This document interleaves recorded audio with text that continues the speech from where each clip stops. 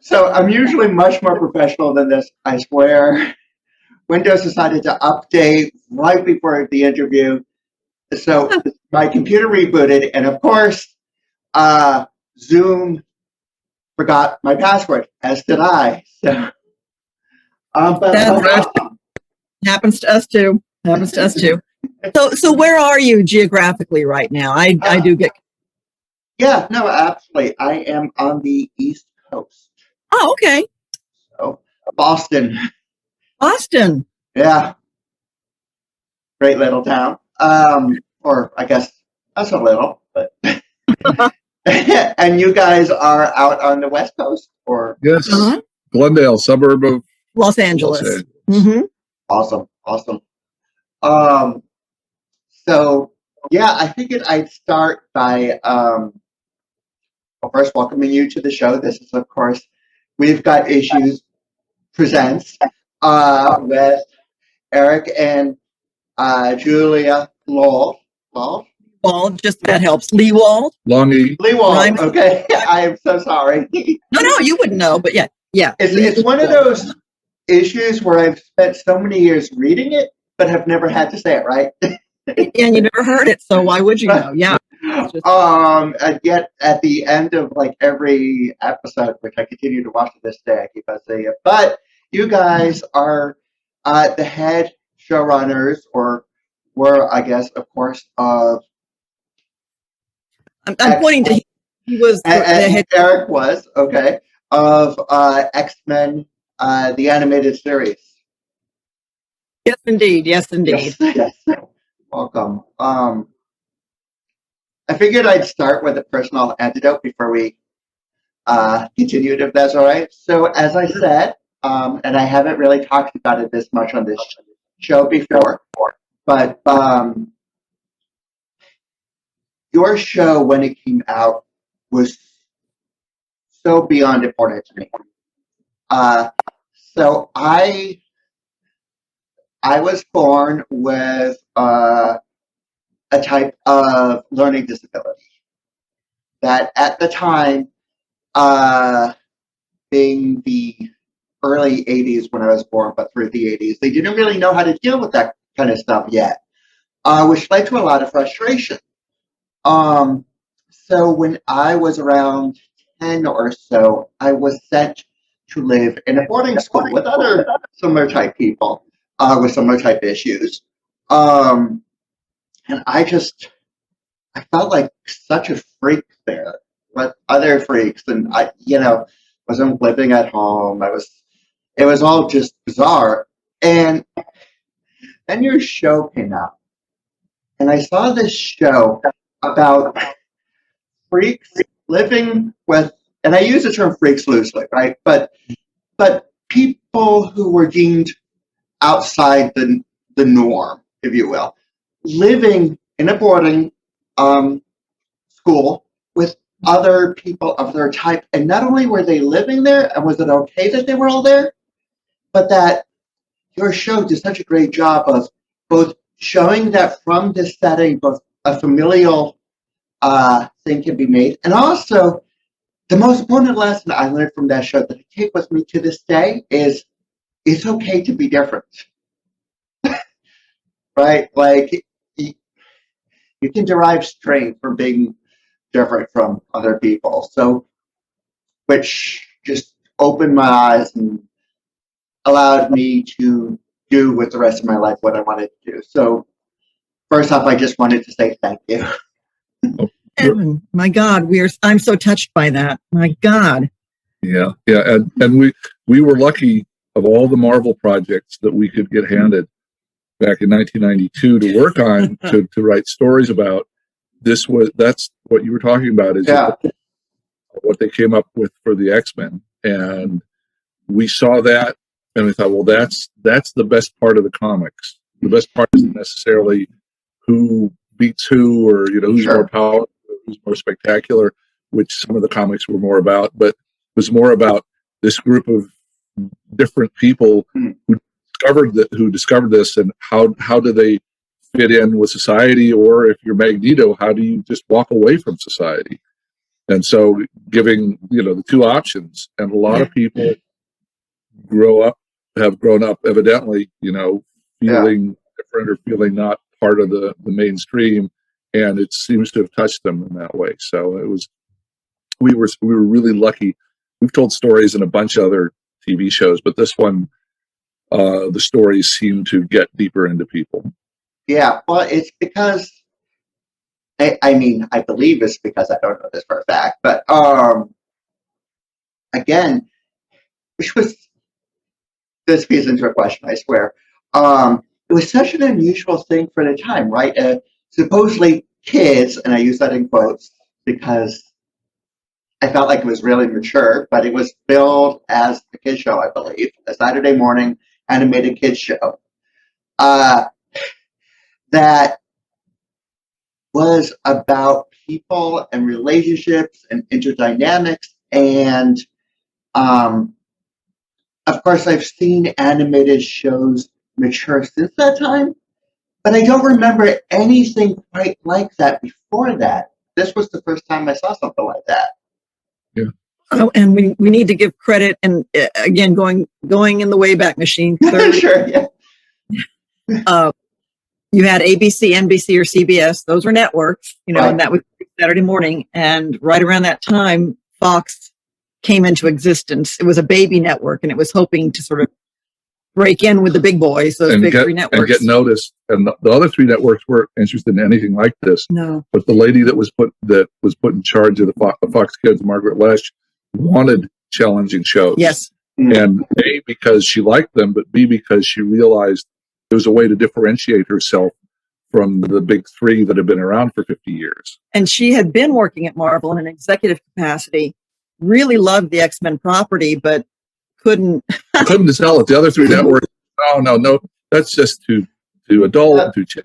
And people back then didn't know the X-Men. It's hard to remember a time when that's true. Yeah, I know, because it's also bizarre. And to think,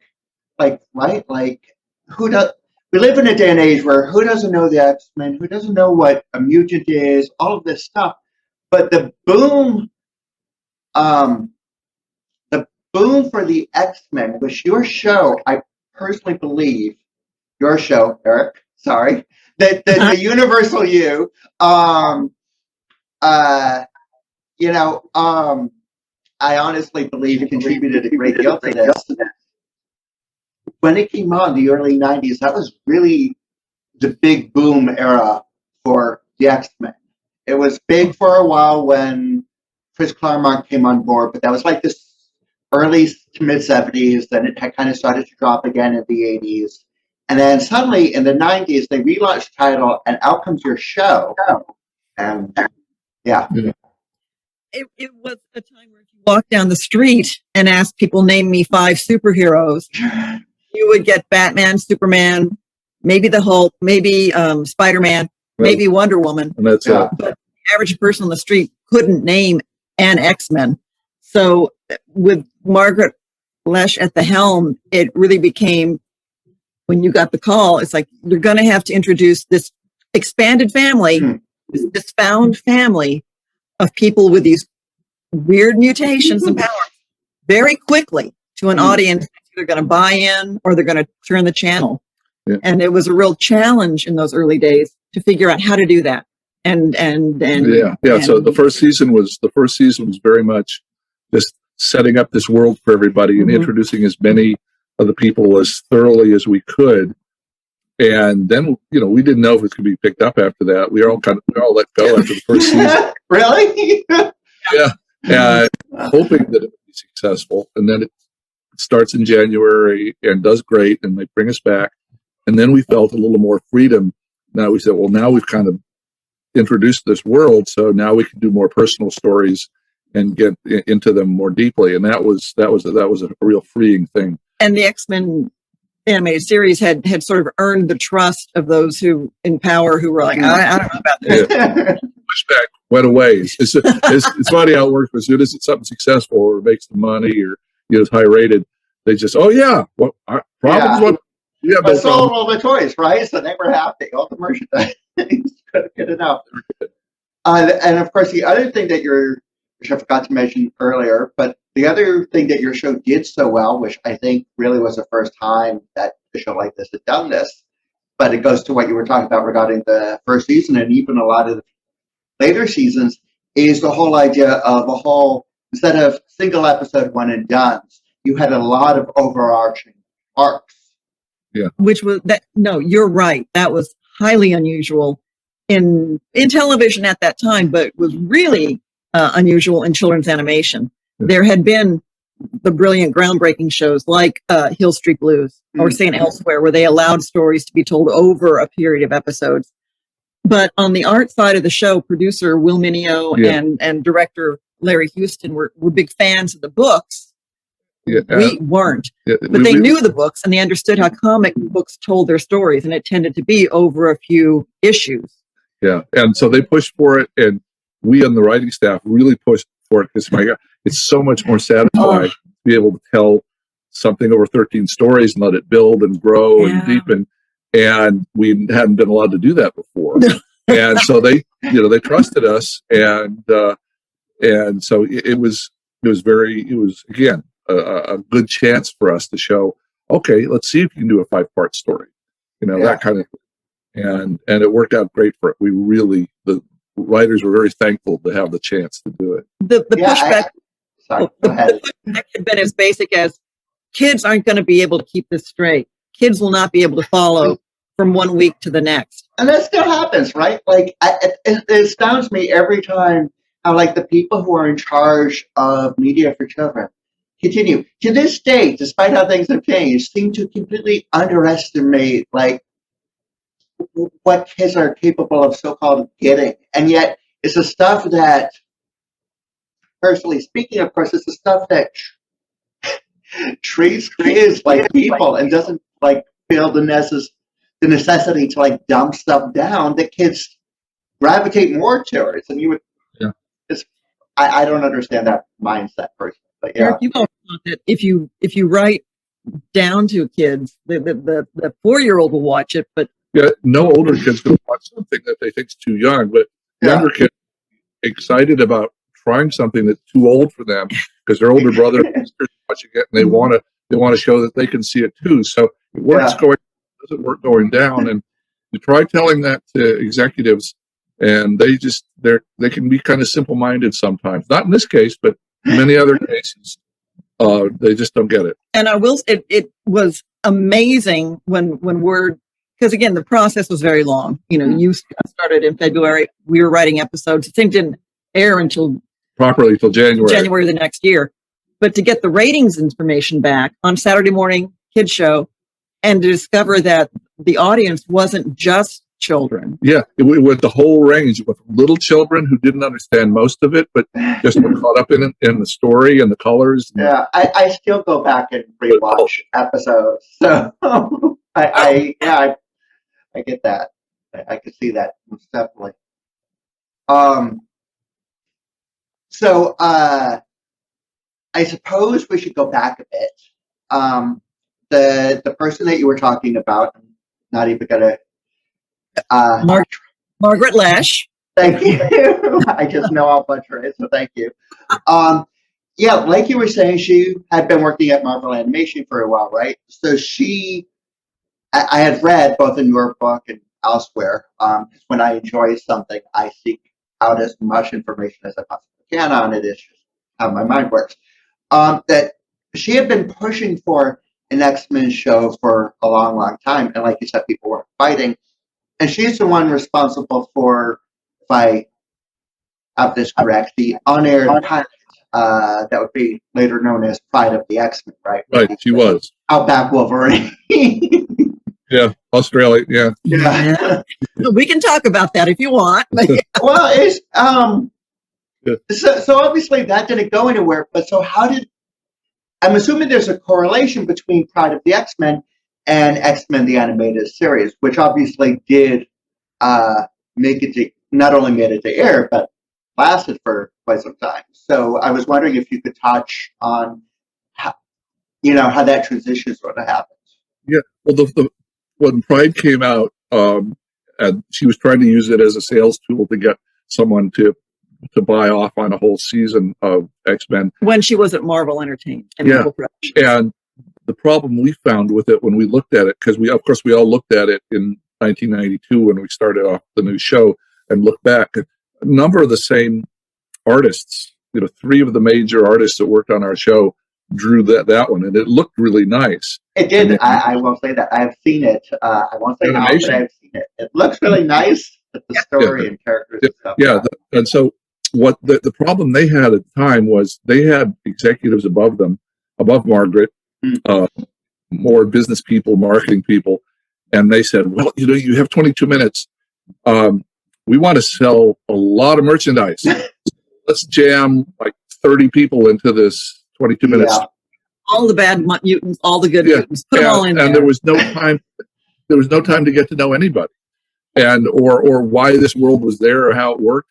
So it was a case of starting off with great intentions and talented people, but the people with the money, the decision makers at the top, for that at that point, just made a poor choice in instead of letting, say, the writer and the artist tell the best story they could, they saw it as a 22-minute commercial and jammed it full of characters to where people couldn't really follow it or get caught up in it or fall in love with it. Yeah.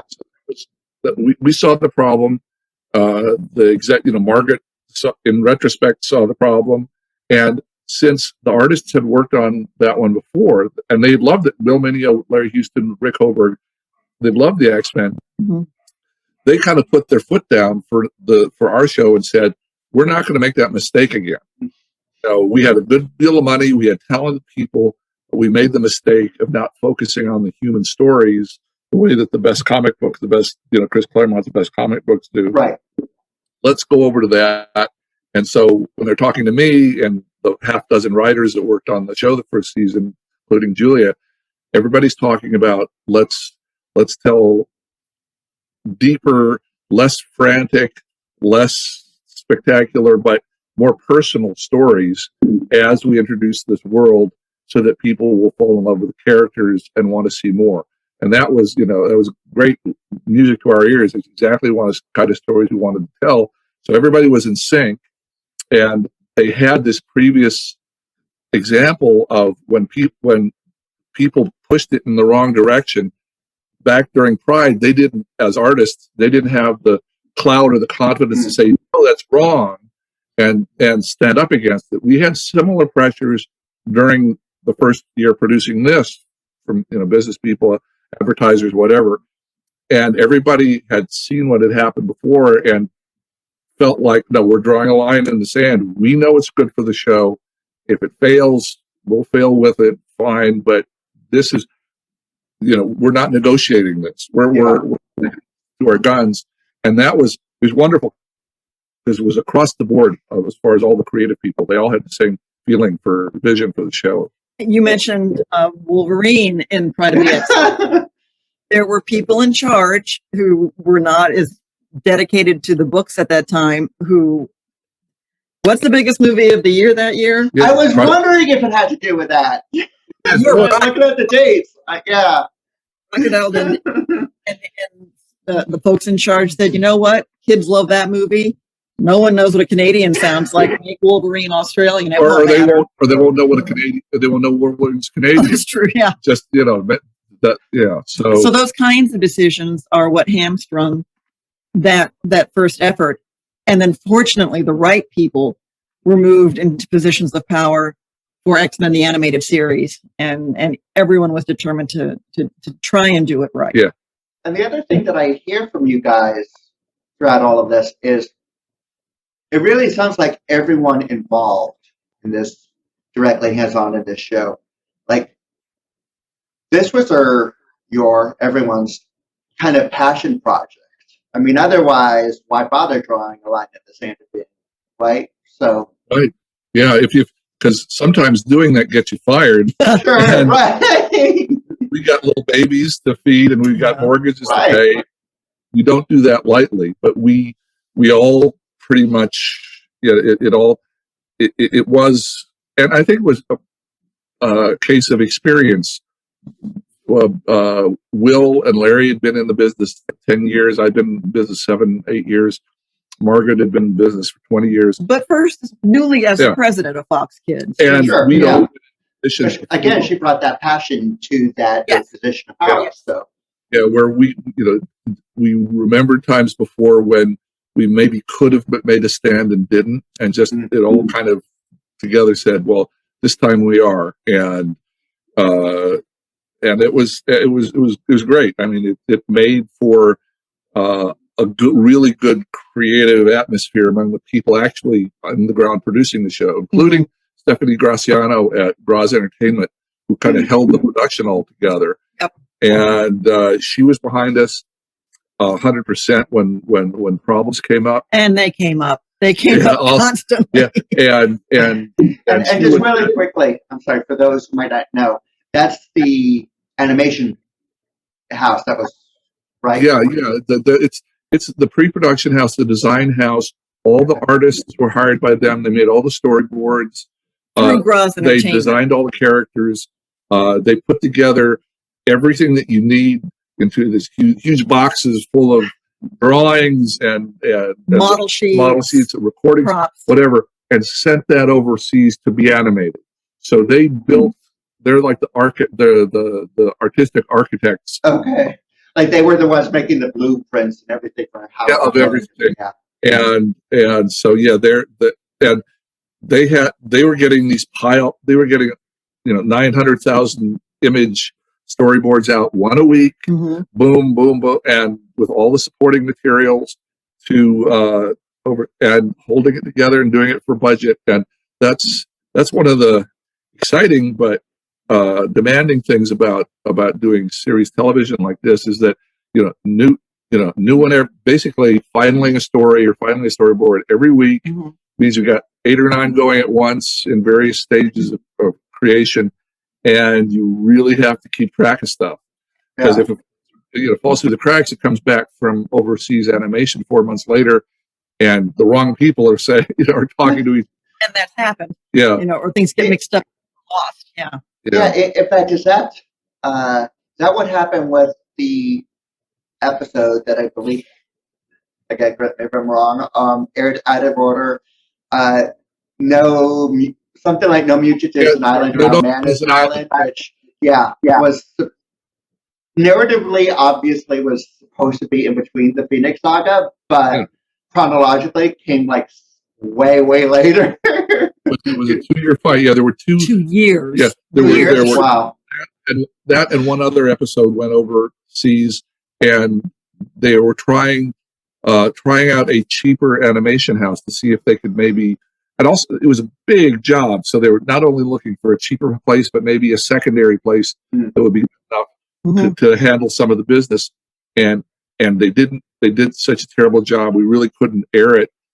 And then there was a fight because it's a couple $100,000 worth of work, and the people that did it saying, "Oh, it looks good enough to us," and you're not. And they're over there, and no, you're not getting materials back, and our people say, well, we're not going to pay you if unless you fix all this.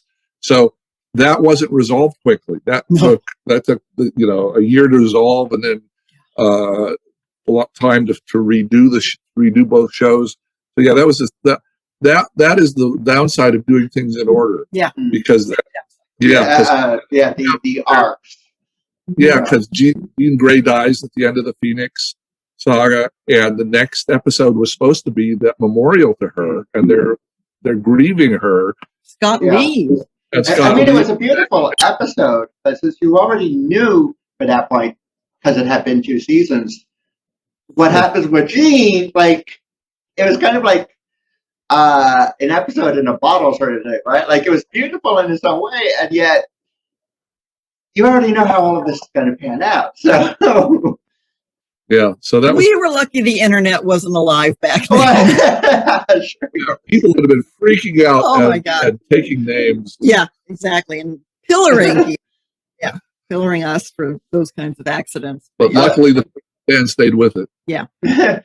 Speaking of, you had mentioned that during that first season, some silly suggestions were me to you guys. I wonder if it would be okay. You don't have to, but I'm just curious, like what would be one of the silly suggestions that you heard and was like, no, we're not doing that. Yeah, well, when we first started it, And there was nothing else like it out there. Let's be clear about that. It really was a different kind of thing. So luckily, Margaret and Will and Larry, everybody knew kind of what the X-Men needed to be. And when we read a few of the comics, we knew what the X-Men needed to be. But to his credit or discredit, Chaim Saban was always absolutely straightforward and honest with everybody. He made his money by doing things as cheaply as possible. And he was part of the production process. And he was in charge of the money. And he had a handle in it. You know, he paid our checks. He did some overall organizing to get the show done. And we have to thank him for helping get the show done. It wouldn't have happened without him. Right. But as far as he was concerned, he didn't care about canon, about being true to Marvel's history. He would have been thrilled with stick figures. And so he was initially suggested that a simple way to do the show for a small budget would just be to have Professor X and one or two of the X-Men driving around in a van that had Cerebro in it, and bumping into a new mutant finding a new mutant each week and having a little adventure in a small town. And that was what most kids shows had been kind of like. I mean, somehow my mind just, I would love someone to draw this. Just came up with X-Men meets kind of Scooby-Doo. And he was sincere. And if people like Will and Larry and Margaret had said, no, that's not the X-Men. The show, we're doing it because we wanted to be true to the books, he could have gotten away with it. And those are the kind of times when you have to push back and say, no, if you want us to do the show, we're not doing that one. Mm-hmm. And but it was real. It was a real suggestion at a real meeting. And it wasn't the only one at every stage, at every process. Yeah. So it's challenging sometimes. Yeah, there was a toy.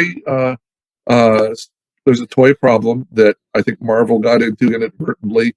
That somebody made a deal for like in Australia for Happy Meal toys, and got a call saying you had to put Storm in a tricycle because that's what she would have. What the Happy Meal toy was. You have to put that in every episode, and we said, well, Storm can fly. You realize he doesn't need a tricycle. Right, yeah. Nito can levitate. He doesn't need a car. Yeah. People don't need beer. Well, some of them do. And I love me a good Happy Meal. Don't get me wrong. Me too. But that would be bizarre. Not one of the Happy Meal toys that I would have wanted. That's okay. I'll say that. But it's funny you should mention as well how close you guys stayed to the comics, because thinking of the proper way to say this, your show, I'm a huge comic book nerd. Why not? At this point, I read everything. But for the longest time, and my first true passion when it comes to comic books to this day is all of the X-related books, of which throughout the years there have been many. And I have such a passion, such a knowledge, such everything for that. But again, it comes back to your show, because even though it was based on a pre-existing property, I didn't even know about this property before I saw your show. And unlike future adaptations, which did their own thing to some extent or another, your show did such a great job of staying true to who these characters were, the world, everything, that when I became such a fan of your show, and was like, let's see what the comics are like, the transition between the two was, especially at that time, because you used pretty much the same team minus a couple members or so, is pretty much flawless. I went into comics being like, all right, I already know Scott and Jean, Storm, like I already know what these people's deal is. Which, yeah. That was the thing you were tapped with, because, like you said, the comic books came out, 1963, I think was the Yes, originally, yeah. So by 1992, when you were tapped to do the show, that was almost 30 years of But those were very, very different. Yeah. yeah. I mean, and that was kind of freeing too. The Marvel was very nice about this. They said, "Look, Eric, there've been over the 20 some years, there've been 29 different people who've been X-Men. We've moved them in and out. It's yeah. alive. They've been good. They've been bad. They've gotten along with each other. They've hated each other. Pick and choose what you think is the best mixture of X-Men, and what is the best mixture of relationships that's good for your TV show." And they were very supportive that way. They were. It wasn't like, "Oh my God, there's just one way to tell these stories. The Marvel's going to be bad if you do it." They were honest from the beginning and said, "Really, there are a dozen ways that you could make this story go, and with our help, let's find a way that we all really like and pick and choose." But that made us less worried about being exactly true to the details of certain books, because we knew there were other books that were different, Right. even with these same characters. So that was kind of freeing. And give a guy named Bob Harris was our mentor at Marvel, and he was in charge of all the X books at the time. There were 3 or 4 going, and so he was the one that we constantly, I'd be faxing, not even emailing. Because he was Email had started in New York City with Yeah. Marvel. I wonder how many people watching this will completely understand and appreciate a whole free internet, free email, Instagram, Facebook age, right? You couldn't Google anything. Nope, Yeah. could not. Couldn't send anybody anything quickly. Right. I have receipts from the CVS pharmacy out here where we would take materials to be faxed to New York. Ours broke down. Yeah. So yeah, it was a whole different way. But I want to thank you for what you said about feeling authentic to the X-Men, the Marvel X-Men. There were not that many stories that were direct adaptations from the book. But there were a lot of Bits and pieces. Yeah. Yes. You got the stories, not so much, but the characters, I would say. Yeah. Most Thank you. definitely. You're welcome. I'm glad you appreciated how I said that, because I was trying to think about how to say it. It's good to know I didn't mess up, but yeah. Like, Well, and because, as you were saying, Eric, there had been so many X-Men books throughout the years that the characters the thing, right? Like, I mean, the stories, we had seen these same characters. I mean, I hadn't, but a lot of people had. There's so many different scenarios and settings that, sure, like, so having said that, I was wondering if you could touch on why you went with the core team that you ended up going with. Sure. Yeah. It was like the interest of 3 or 4 different groups that helped form the team. Obviously, Marvel had a certain interest in people. There were 3 or 4 that everybody agreed on. That Very early on. Yeah, that you needed Wolverine because it's so popular. You needed Cyclops, Storm, and Jean? actually, believe it or not, when we were setting up the core team, Rogue and Gambit were suggested because they were Gambit and Jubilee were kind of new to Marvel at the time. They were trying to push them. I'm pointing to the big picture of I see it. Yeah. Yeah, sure. So this picture here. Yeah, it's a great picture, by the way. You're missing a few people there. And of all the things, after our first meeting, they hadn't mentioned Xavier, which is pretty amazing since he's the head. Yeah. They had Beat, Right. and they hadn't mentioned Jean. Right. So, and we put Morph in just to kill him. So that was Okay, we can get back to that one. But the point was, when we were writing the first 3, or Beast. Pardon me? Oh, Or Beast. Beast was just going to be a guest. That's why he was in prison at the start. And so what happened was we started writing. He was one of my favorites personally, so that surprises me. And we started realizing we really couldn't tell the stories very well without Professor Xavier, because he's like the living embodiment. Yeah, I don't know how you would do an X-Men show without Yeah. it. I honestly don't. And we couldn't tell the stories we were finding without Jean, because she had this unique relationship with each of the people that she could talk to them the way nobody else could.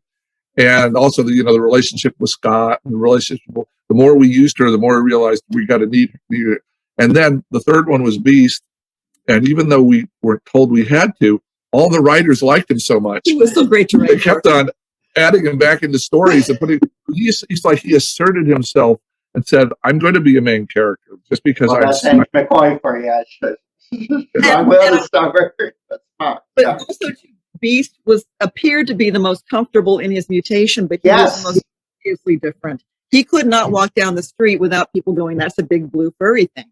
Right. And yet, so him among but the his soul, his, which you guys capture. So, I mean, he is the almost epitome of the whole idea of being a mutant, right? Because on surface level, he appears so frightening and like a big blue gorilla.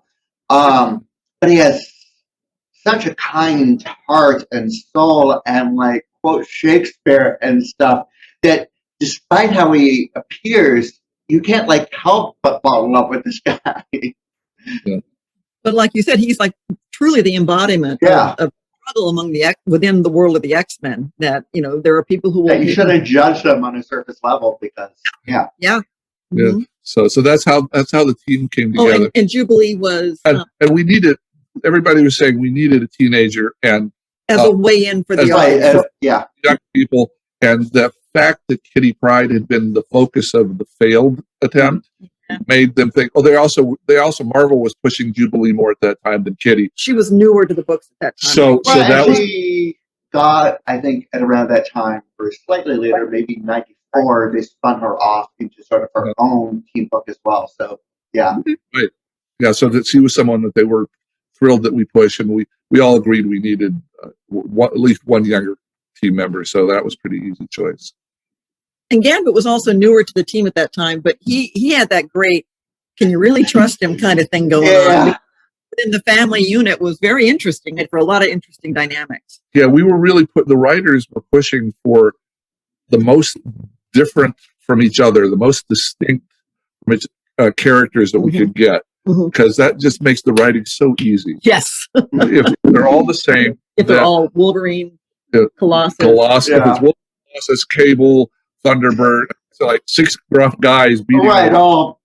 It doesn't work. You need G.I. Joe. Sure. Yeah. Nothing wrong with G.I. Joe. No, not with but that's But so that was the writer's hope on that, and even some things as mixture of powers, so they did repeat each other, so that the powers are different, and the personality, the human problems in each one's different, and that was we built that early, and it worked very well for us. I think it chose well at the beginning.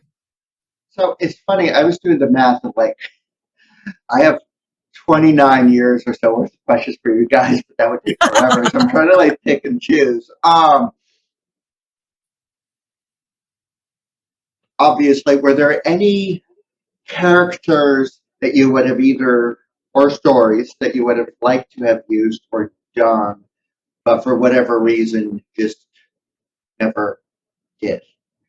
We had one thing that happened, and it just was the inexperience of Mark Edens, who was the number one writer on the show for me, along with Julia, of course. But he was there from the beginning and did an awful lot of the episodes. Mm-hmm. When we were laying out the second season, we thought that Jean and Scott were going to be married, and we laid at the end of episode 1, season 1. That was going to be it. That was the whole series. Yeah. He said yes, and we thought, okay, we'll start the second season.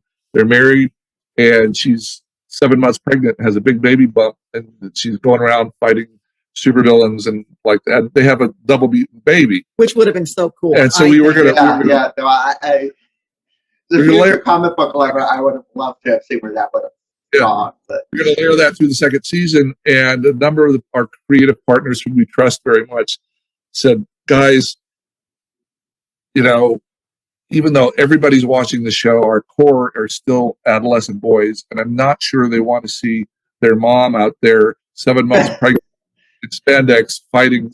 So we pull back from that, and I think they've used it in the book since, where they had a double. Yeah.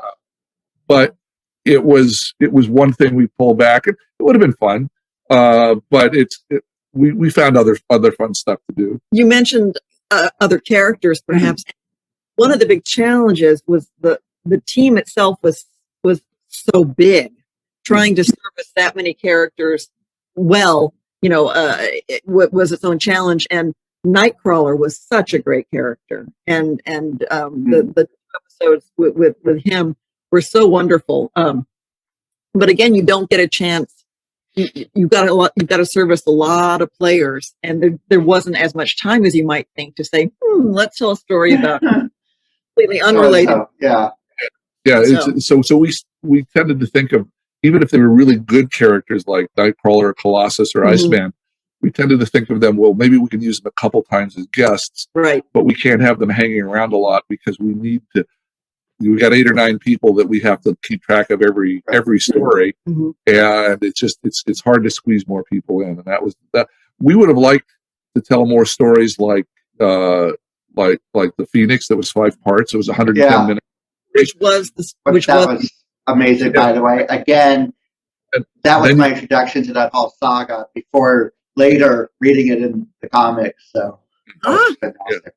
So that those if you have a longer thing, or let's say a DVD, direct to video DVD or something, then you've got a lot more space to introduce more people. But in 22-minute stories, it's kind of hard to squeeze more people in. So it was already pretty full for us.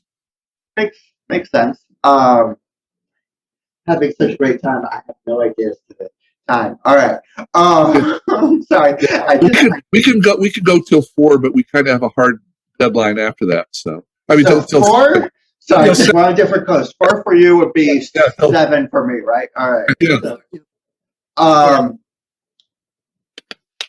Okay. One quick question, and then we should really plug the amazing book. But I read in the book. I've both books. One digitally on Kindle. Got it as soon as it first came out, and then I got the other book, which you saw me take the photo of. Both are great, but I had read in there that one story idea that you had thought about possibly doing was completely overhauling the team. Is that correct? At the end, yeah. Yeah. Scooch a little closer. I was wondering if, I did my research. I was wondering if you could tell us a little bit about that. So you had been tasked with doing 65 episodes, which is typical, ultimately, the number for a series. So the last 4 episodes of those 65 were going to be this big blowout 4-part thing, which was Beyond Good and Evil, which ended up being another great, and so many cameos in that. Yeah. So we were told, make this as big a story as you can. It's the finale for the series. And go out big. And so we start out and said, in the story, set up that 4 or 5 of the X-Men have something else that they maybe want to do or are becoming dissatisfied or may want to leave. And at the end and introduce or focus on 4 or 5 new people that at the end of the 4-part story may want to stay and become X-Men. So the series will end. So the series would end. So you weren't really going to tell stories with that team. They were kind of being set up for,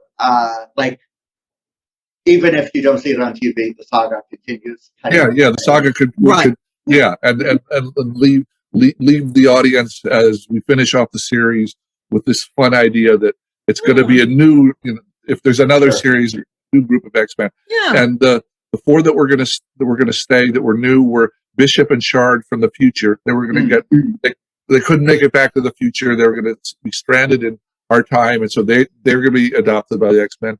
And there was Archangel and Psylocke. Mm-hmm. So those 4 were going to met each other in the show in that 6-part. Right, exactly.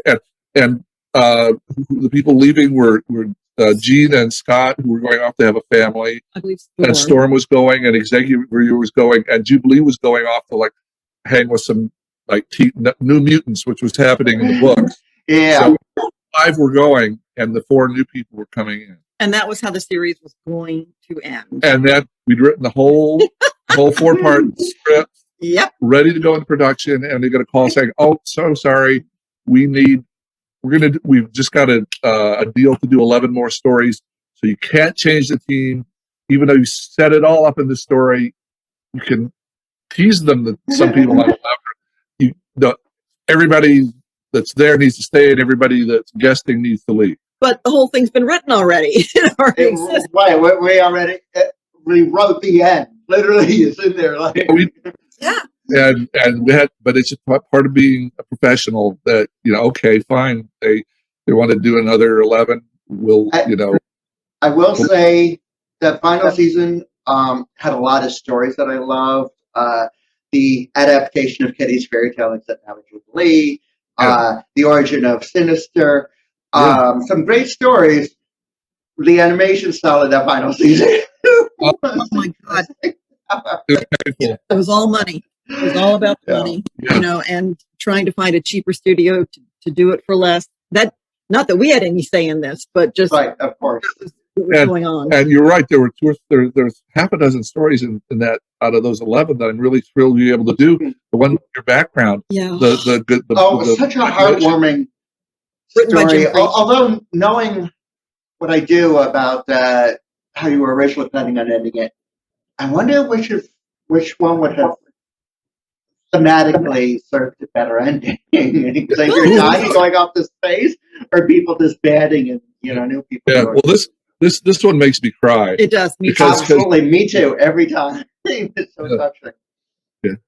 And so the episode Old Soldiers, which had Captain America. Captain America. And that one was written, we got to give props to by Len Wein, who was the co-creator of Wolverine in the books. And it's like, oh my God, you got to work with him. That's amazing. This episode. That was his story that he submitted for that episode? What it was Len had written 3 stories, 3 of the episodes before. And I called him and said, well, we just got this order for another 11. I know you're off on other things, but is there anything that we could offer you to do one more for us? And he said, well, how about if I get to do a Captain America story with Wolverine? I always wanted to do that. And we said, well, we don't have the rights to that, but maybe we can call the Marvel lawyers. And it took a 3 weeks, but they got the okay to use Captain America in because Len Wein called. Yeah. How do you say no to him?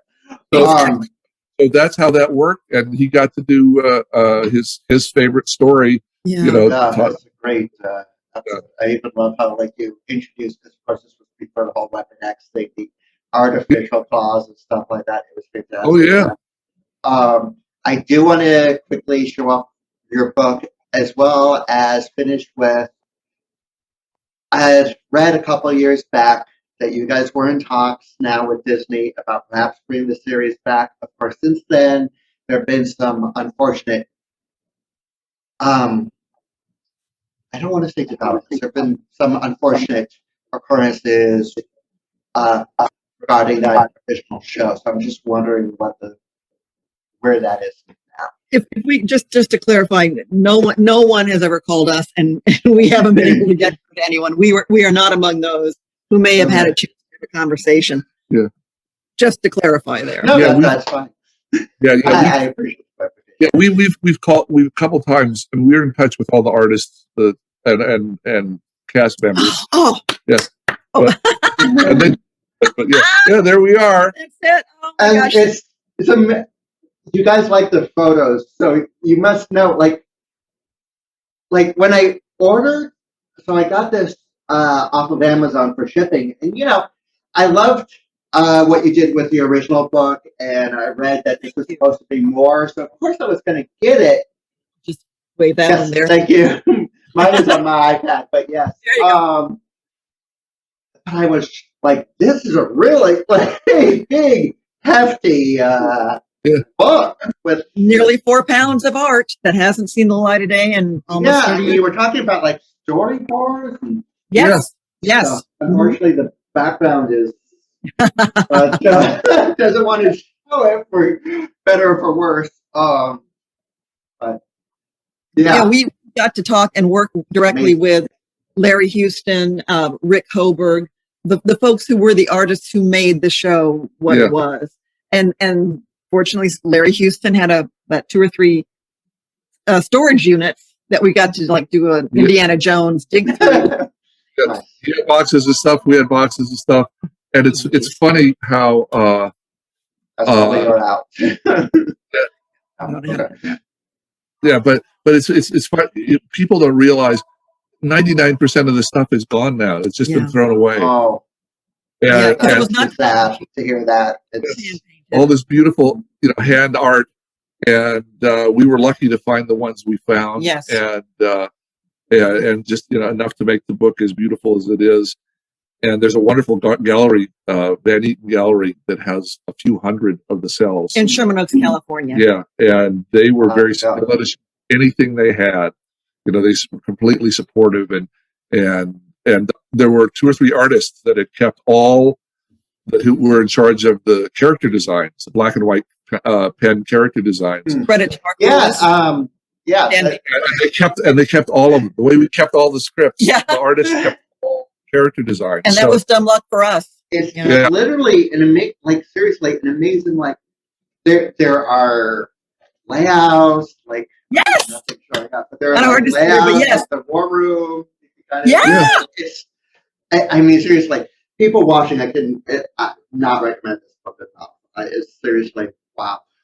And Larry Houston and Rick Hoberg did the fresh art for the covers. Yeah, which thematically the front and the back with the heroes and the villains.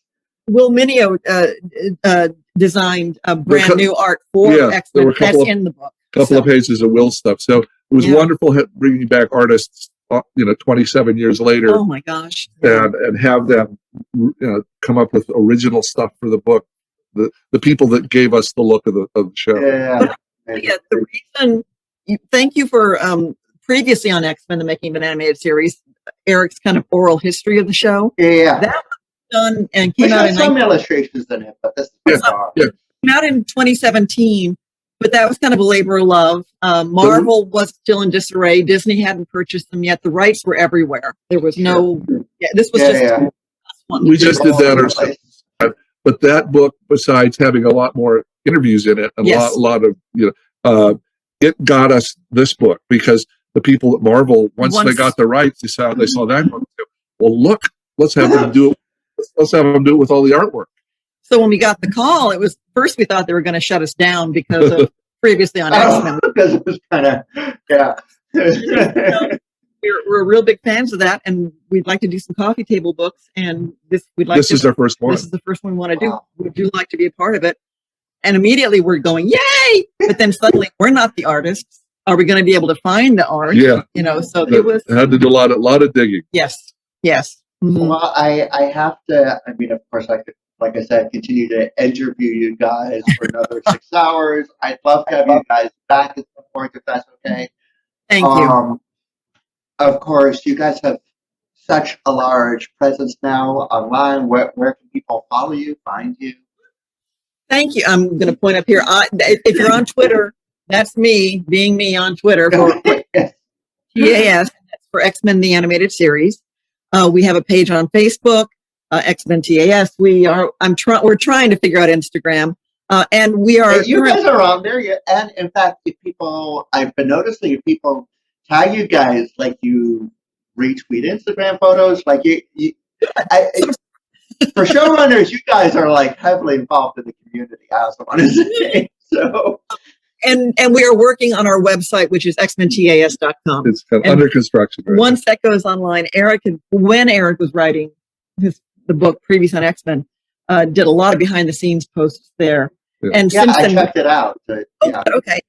Since then, you could do an entire website just on the various versions of X-Men the Animated Series theme song. There are so many amazing versions out there. There are. But whatever you want, but so we're trying to bring that kind of X-Men love together on our website. Fantastic. Well, thank you so much. It was great having you, meeting you. It's our pleasure, Evan. Bye.